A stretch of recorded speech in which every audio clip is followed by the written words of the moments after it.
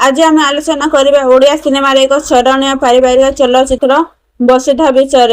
1996 मसीह मुक्ति लाभ कर सिनेमाटी दर्शक हृदय आज भी एक विशेष स्थान दखल रही। भिडियोटी को आरंभ शेष पर्यंत देखंतु कारण यह सिनेमा किसी अजाणा तथ्य आपण शेयर करेंगे।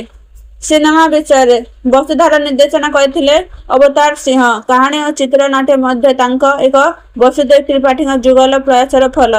संगीत निर्देशना देते अमरेंद्र महांती। यह चलचित्र मुख्य भूमिका अभिनय करते विजय महांती, तंद्रा राय और मिहिर दास।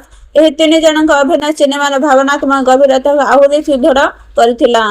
कहानी वसुधा एक शुद्ध पारिवारिक कहानी।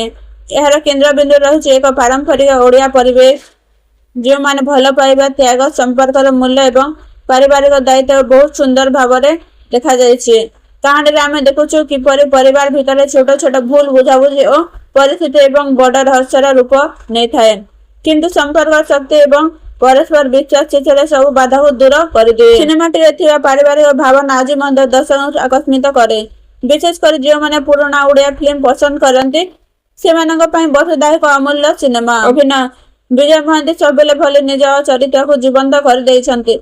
तांकर अभिनय गंभीरता भावनार मिश्रण देखा मिले।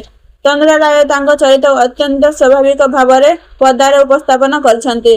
मिहिर दास का अभिनय मध्य दर्शक मन को छुई जाए। प्रत्येक चरित्र निज निज भूमिका सफल चरित्र निभाई। वसुधार सबुठार बड़ शक्ति होछि एहार संगीत। अमरेश महांती सुमधुर संगीत आज मध्य श्रोता मन सजीव रही। विशेष भाव यह गीत गुड़े बहुत लोकप्रिय होता।